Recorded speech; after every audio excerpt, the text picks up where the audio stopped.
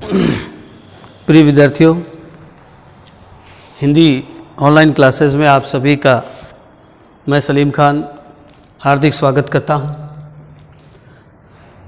हम आधुनिक काल में भारतेंदु युग के प्रमुख कवियों के बारे में पढ़ रहे थे और हमने उनमें स्वयं भारतेंदु हरीशचंद्र, चौधरी बद्रीनारायण प्रेमघन, ठाकुर जगमोहन सिंह, अंबिका दत्त व्यास, प्रताप नारायण मिश्र, पंडित राधा कृष्णदास, पंडित राधाचरण गोस्वामी, बालकृष्ण भट्ट, इनके बारे में शुरुआती तौर पर चर्चा की थी और उनमें हमने कुछ के बारे में कर लिया था। आज हम पंडित राधा कृष्णदास, पंडित राधाचरण गोस्वामी और बालकृष्ण भट्ट और अन्य प्रमुख कवियों के बारे में सरसरी तौर पर चर्चा करने जा रहे हैं। तो शुरुआत करते हैं हम पंडित राधाकृष्ण दास। पंडित राधाकृष्ण दास भारतेंदु युग के प्रमुख कवियों में शामिल थे और इनका जन्म 1865 ईस्वी में हुआ था। 1865 ईस्वी में इनका जन्म हुआ और इनकी मृत्यु 1907 में हुई।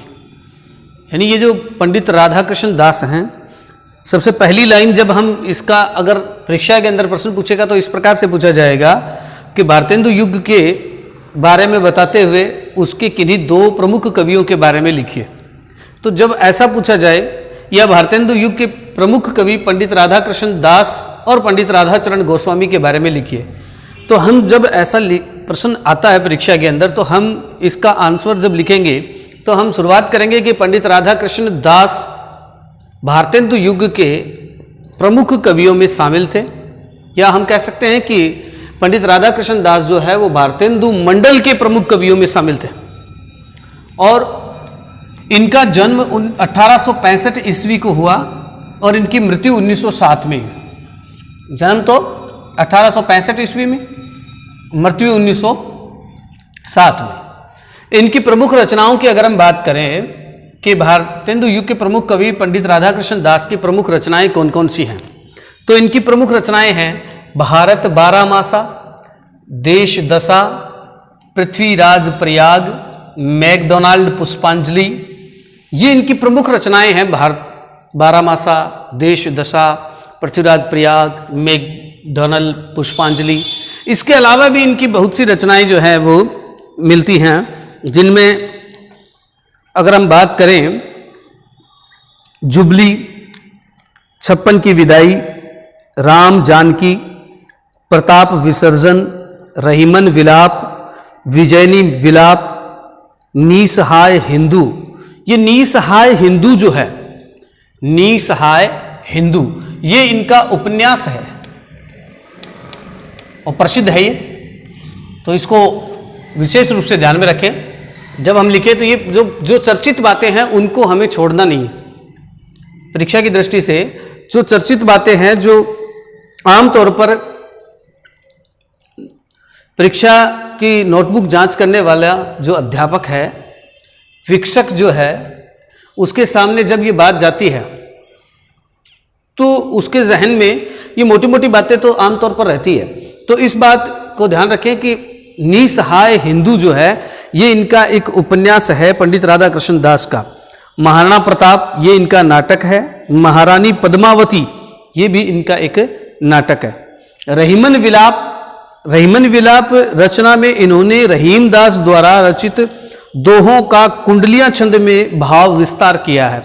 रहीमन विलाप इनकी एक रचना है जिसके अंदर रहीमदास जी के जो दोहे हैं उनका इन्होंने भाव विस्तार करते हुए कुंडलियां छंद के अंदर इनको लिखा है। उसके बाद इनकी जो रचना जुबली है, जुबली रचना के अंदर इनकी राजभक्ति से संबंधित रचना मानी जाती है। ये जुबली इनकी राजभक्ति से संबंधित रचना है। और फिर एक प्रमुख बात जो हमें छोड़नी नहीं है, अगर ये आता है तो हमें ये बात भी शामिल करनी है। एक तो निसहाय हिंदू वाली बात ध्यान में रखेंगे, इसमें ये विशेष रूप से याद रखेंगे, विशेष। और एक ये विशेष रूप से बात ध्यान में रखेंगे कि ये नागरी प्रचारणी सभा काशी के सर्वप्रथम अध्यक्ष थे। कौन? पंडित राधाकृष्ण दास। पंडित राधाकृष्ण दास को नागरी प्रचारणी सभा काशी के अंदर थी। ये हिंदी साहित्य को बढ़ावा देने के लिए दो संस्थाएं जो है वो बनाई गई, उनके बारे में हम विस्तृत तौर पर चर्चा भी करेंगे। दो संस्थाएं जो है वो बनाई गई, जिसमें एक तो ये नागरी प्रचारणी सभा काशी के अंदर ये थी और एक और थी। तो ये दो जो हैं वो प्रमुख संस्थाएं जो है वो बनाई गई, जिसमें ये नागरी प्रचारणी सभा काशी जो है इसके सर्वप्रथम अध्यक्ष बनाए गए थे। कौन? पंडित राधाकृष्ण दास। पंडित राधाकृष्ण दास को नागरी प्रचारणी सभा काशी का सर्वप्रथम अध्यक्ष चुना गया, सर्वप्रथम अध्यक्ष बनाया गया नागरी प्रचारणी सभा काशी का पंडित राधाकृष्ण दास को। तो ये थे हमारे पंडित राधाकृष्ण। अब थोड़े छोटे छोटे ही चलेंगे अपने। शुरुआत में हमने जो प्रमुख थे उनके बारे में विस्तृत रूप से हमने पढ़ लिया। अब हम थोड़ा थोड़ा ही इसके बारे में लिखेंगे, क्योंकि इनसे संबंधित प्रश्न जो आएगा वो दो दो तीन तीन को शामिल करेगा ये साथ में। समझ में आई बात? जैसे भारतेंदु है तो भारतेंदु के बारे में तो अकेला 4 नंबर का क्वेश्चन बता सकता है ये, है ना, कि भाई भारतेंदु के बारे में बताइए, तो विस्तृत रूप से हम उसके बारे में लिख सकते हैं। लेकिन पंडित राधाकृष्ण दास के बारे में 4 नंबर का नहीं आएगा। इसमें 4 प्रश्न तो परीक्षा में 4 नंबर का ही आएगा, लेकिन इसमें क्या करेगा, अकेले को नहीं शामिल करेगा। इसमें क्या करेगा, 2 को शामिल कर दिया, 3 को शामिल कर दिया, या प्रश्न जो है वो उसको और ज्यादा बढ़ा दिया। शुरुआत में भारतेंदु युग के बारे में पूछ लिया और फिर उसमें यह कह दिया कि भारतेंदु युग के बारे में बताते हुए उस युग के प्रमुख कवि पंडित राधाकृष्ण दास के बारे में बताइए। तो इस तरीके से वो 4 नंबर का बनाएगा, अकेला 4 नंबर का ये नहीं देगा। तो इसके बारे में थोड़ी थोड़ी जानकारी जो है वो मैंने आपको बताई है। उसके बाद में 6ठे नंबर पे आता है भारतेंदु युग का प्रमुख कवि, या हम कह सकते हैं कि भारतेंदु मंडल का प्रमुख कवि पंडित राधाचरण गोस्वामी। पंडित राधाचरण गोस्वामी जो है इनका जन्म 1858 ईस्वी में हुआ था। पंडित राधाचरण गोस्वामी का जन्म 1858 ईस्वी में हुआ था और मृत्यु जो है वो 1925 के अंदर हुई थी। पंडित राधाचरण गोस्वामी का जन्म 1858 में जन्म हुआ और मृत्यु जो है वो 1925 के अंदर हुई।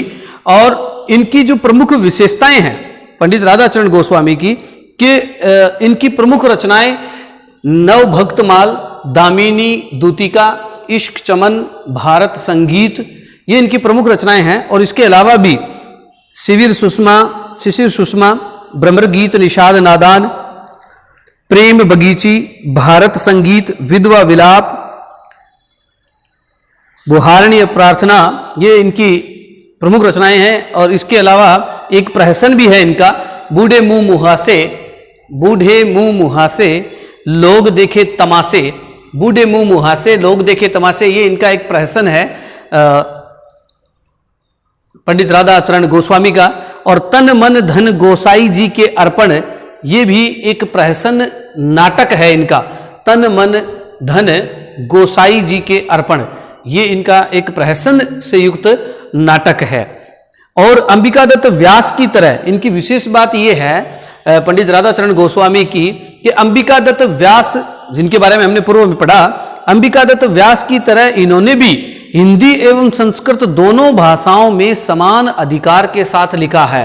यानी पंडित राधाचरण गोस्वामी जो है इन्होंने हिंदी और संस्कृत दोनों पर समान अधिकार की तरह इन्होंने लिखा है, यानी दोनों भाषाओं पर इनकी पकड़ अच्छी थी और दोनों के अंदर इन्होंने लिखा है। फिर इनकी प्रमुख विशेष बात की अगर हम बात करें तो ये है कि 1883 ईस्वी में वृंदावन से इन्होंने भारतेंदु नामक पत्र का संपादन किया। यानी 1883 ईस्वी के अंदर वृंदावन स्थान का नाम है, वृंदावन जगह से भारतेंदु नामक पत्र, ये इस पत्र का नाम है भारतेंदु, पत्र का नाम है भारतेंदु, वृंदावन से निकला 1883 में। और इसका संपादन किसने किया? पंडित राधाचरण गोस्वामी ने किया।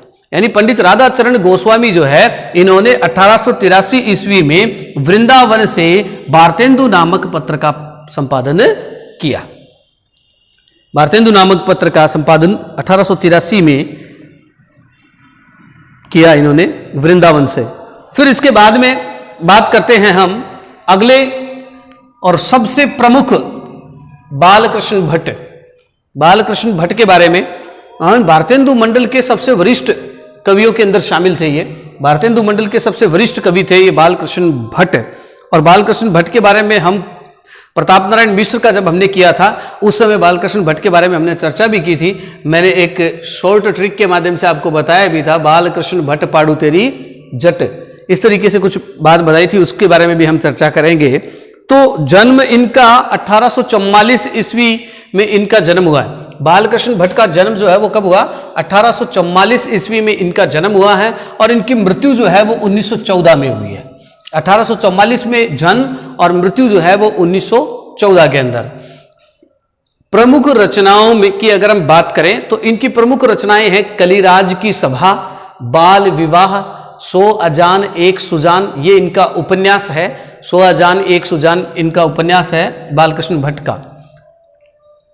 और अन्य रचनाओं की अगर हम बात करें बालकृष्ण भट्ट की तो चंद्रसेन रहस्य कथा, नूतन ब्रह्मचारी, ये नूतन ब्रह्मचारी भी इनका उपन्यास है। और 100 अजान एक सुजान ये भी इनका उपन्यास है। और इनकी विशेष बात क्या है? इनकी विशेष बातें जो है वो बिंदुवार मैंने यहाँ बोर्ड पे आपके सामने जो है वो आपको दिखाई दे रही है। ये सबसे पहली और सबसे विशेष बात इनकी ये है कि ये भारतेंदु मंडल में सबसे वरिष्ठ कवि थे। भारतेंदु मंडल के सबसे वरिष्ठ कवियों में शामिल थे कौन? बालकृष्ण भट्ट।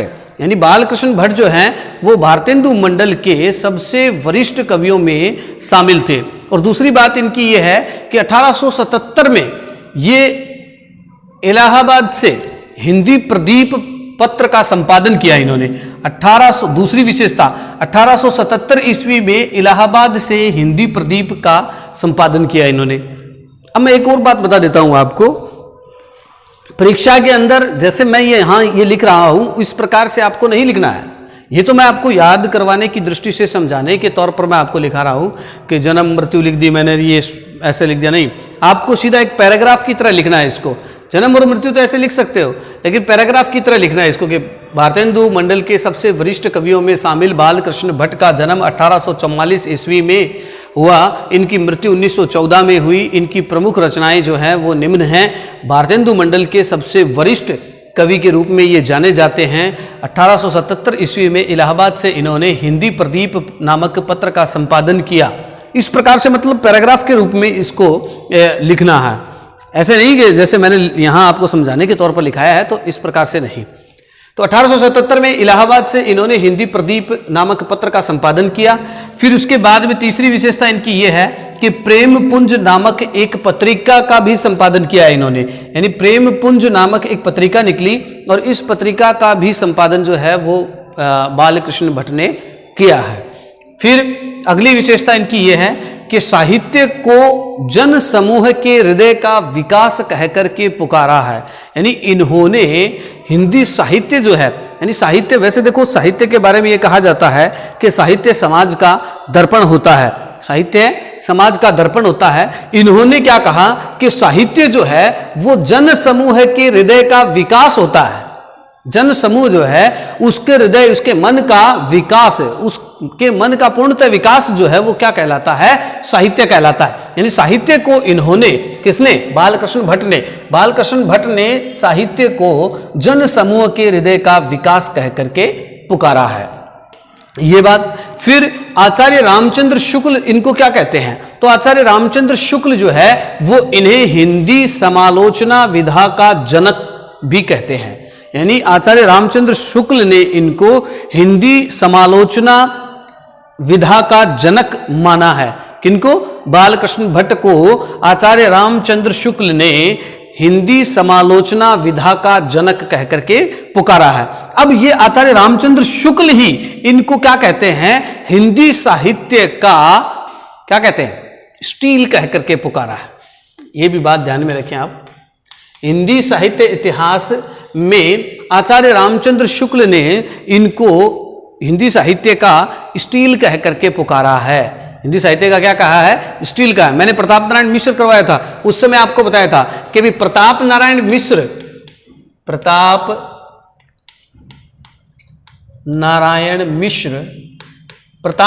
मिश्र जो है, इनको भी आचार्य रामचंद्र शुक्ल ने क्या कहा? इनको आचार्य रामचंद्र शुक्ल ने कहा है एडिशन। इनको एडिशन कह करके पुकारा है। प्रताप नारायण मिश्र को तो एडिशन और बालकृष्ण भट्ट को क्या कहा है? स्टील कहा है। अब मैंने याद करने के तौर पर भी आपको फॉर्मूला बताया था कि मिश्र का मतलब क्या होता है? जोड़।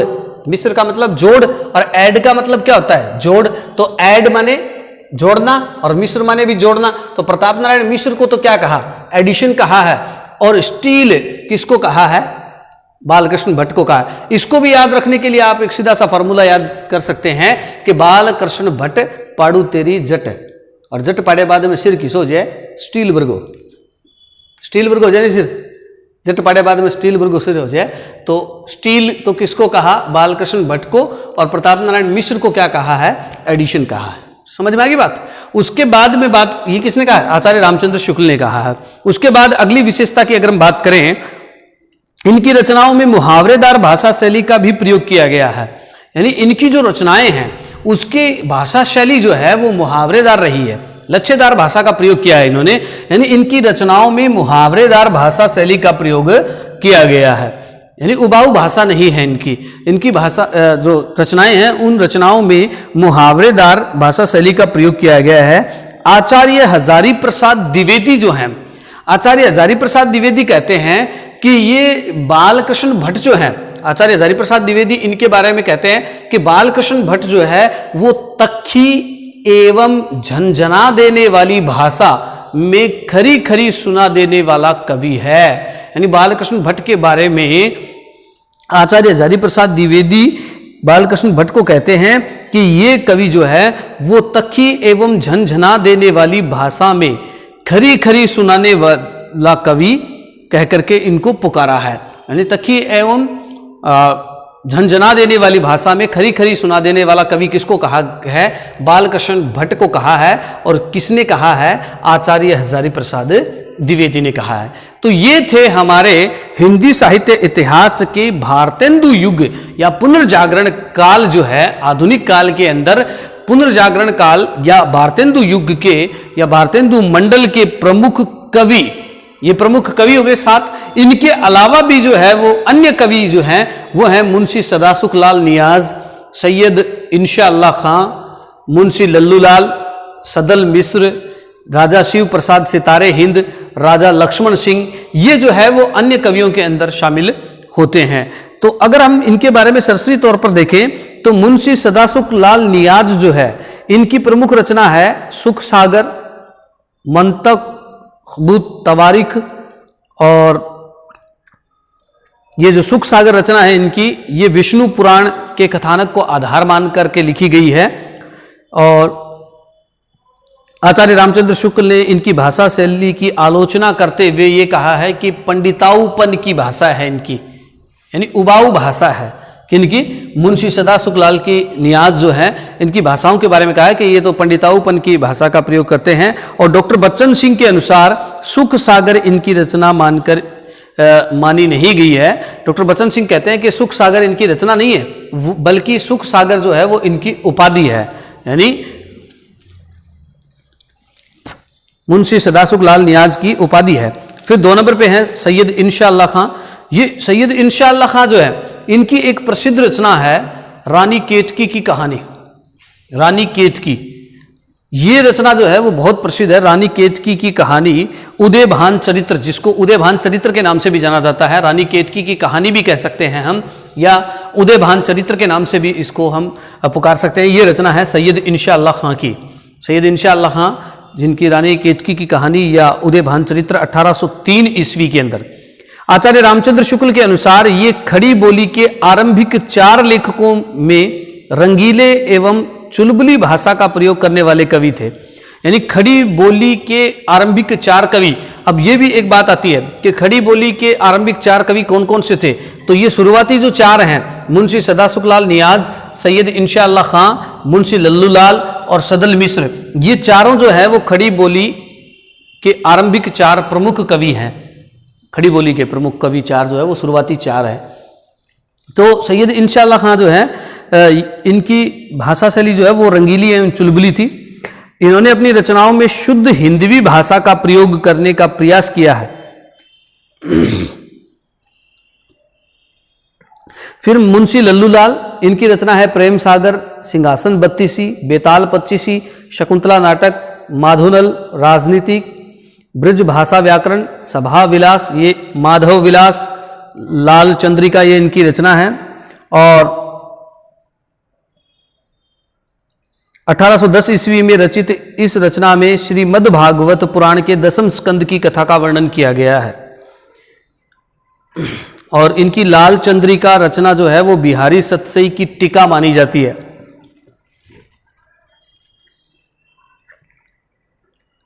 फिर सदल मिश्र की अगर हम बात करें तो इनकी रचना है नासिकेतोपाख्यान यानी चंद्रावती और रामचरित्र। ये नासिकेतोपाख्यान यानी चंद्रावती भी बहुत प्रसिद्ध है, ये सदल मिश्र की है रचना प्रमुख। और यम नचिकेता संवाद जो है वो उस पर आधारित है। ये सदल मिश्र की रचना जो है नासिकेतोपाख्यान, ये जो है रचना यम और नचिकेता संवाद है उस पर आधारित है। फिर उसके बाद अन्य दो जो प्रमुख हैं, राजा शिव प्रसाद सितारे हिंद और राजा लक्ष्मण सिंह,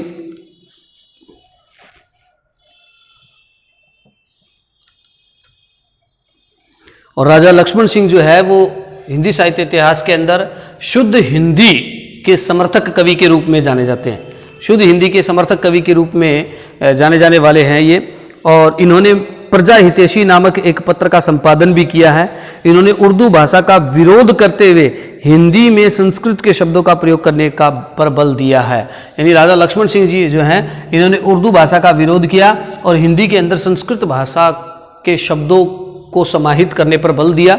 और इन्होंने एक पत्र का प्रकाशन किया, प्रजा हितैषी नामक था एक पत्र, उसका इन्होंने संपादन किया है। तो आज की कक्षा के अंदर इतना ही। अगली कक्षा के अंदर ये भारतेंदु युग या हम कहें कि पुनर्जागरण काल जो है वो हमारा पूरा होता है।